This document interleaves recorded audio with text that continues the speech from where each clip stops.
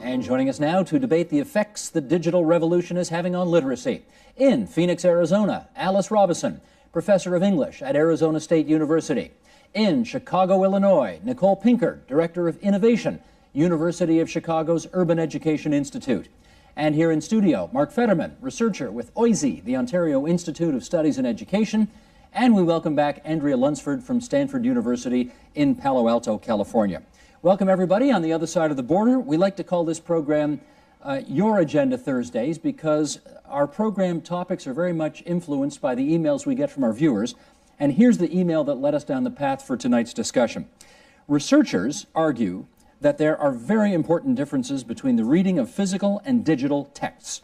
The kind of immersion and the tactile hand and eye interaction that a physical book allows is simply not possible with digital materials, and that this has huge implications for how deeply we read, know, or can reflect on what we read.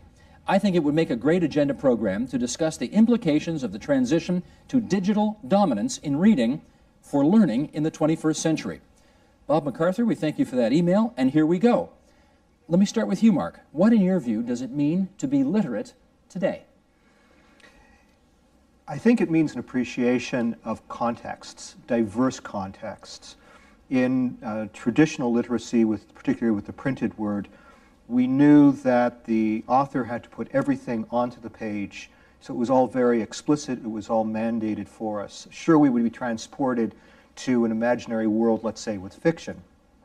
But today, we have to not only supply our own context, but understand the context from the place, location, that might be geographic, it might be cultural, it might be psychological, of those people from around the world that are now juxtaposed with us. So it's a much more complex endeavor to understand literacy. Let me follow up with Nicole.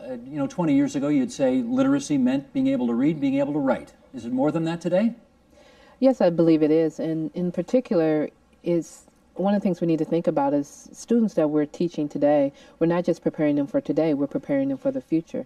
I have an 18-year-old stepson who's a senior.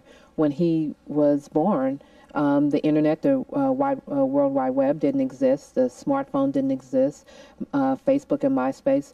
So schools always have to think ahead and prepare the kids for the future that they're entering. How about you, Alice? What do you think it means to be literate today? Well, I would agree with Mark. I do believe that it depends very much on context. I think that in a lot of ways in digital spaces, we are experiencing a much bigger variety of context. But more than that, we're not just consuming what's going on the web and in digital spaces. We're also producing, and that adds sort of a sharper level of complexity that's required, as Nicole said. Andrea Lunsford, you want to come in on that? Yes, I think today literacy means much more than the consumption of text, which is really what it meant in the past. If you could write your name, and then if you could consume, and you could read directions, you could read books, and you could make sense of the world. But today I'd say the production part of it is as important, if not more important, than the consumption part. So students, young people are writing more, I think, more than ever in the history of the world. And I think that's a good thing.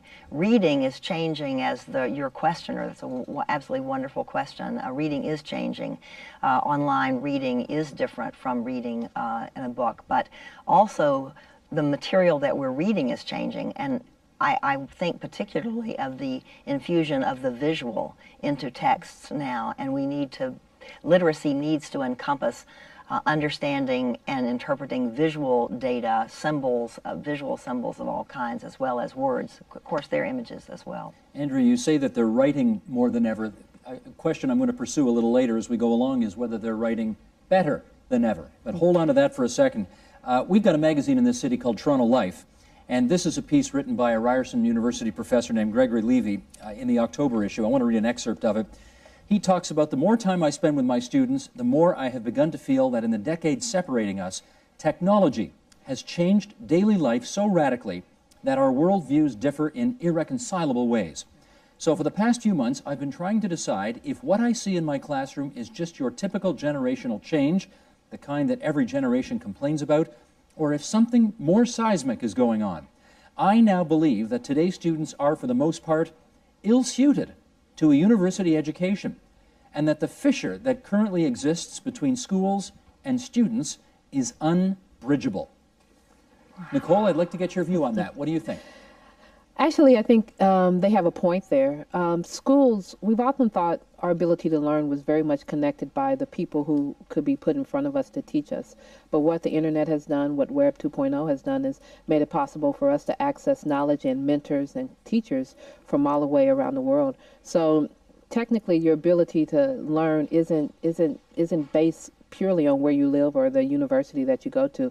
So I think we are having to rethink ways of teaching and learning and who we learn from and how we learn and when we learn. Mark? And I think that Professor Levy has it exactly backwards. It's not that the students are ill-suited for the universities. It's that the universities are ill-suited for today's students and indeed ill-suited for today's society. Our university has changed very little since the 17th century, since the Enlightenment. I mean, we have fancy gadgets, but it's essentially the same structure, the same methods, the same everything. We are in fundamentally a profoundly different era because of the instantaneous communication, what Marshall McLuhan identified back in the 60s. In fact, McLuhan had the same experience when he started teaching, that he couldn't understand his students, and so had to do a study of pop culture to be able to understand how to make education relevant. And we're faced with the same challenge today. Alice Robison. Yes, I would say that it's not so much that the world has changed as a result of technologies, but I think that the technologies have made those changes way more visible, way more debatable, way more open. And I do think, I definitely agree with Mark that schools are extraordinarily ill-suited in the sense that not because they have trouble helping kids be prepared for the future. I think that a lot of schools are doing a fantastic job of that. But instead, they're working under old models of how we think and how we learn. And those models are in direct contrast with what kids are doing out of school. So it's really no wonder why kids would want to flock to these other spaces, because they just happen to reflect better research on what we know about how kids learn.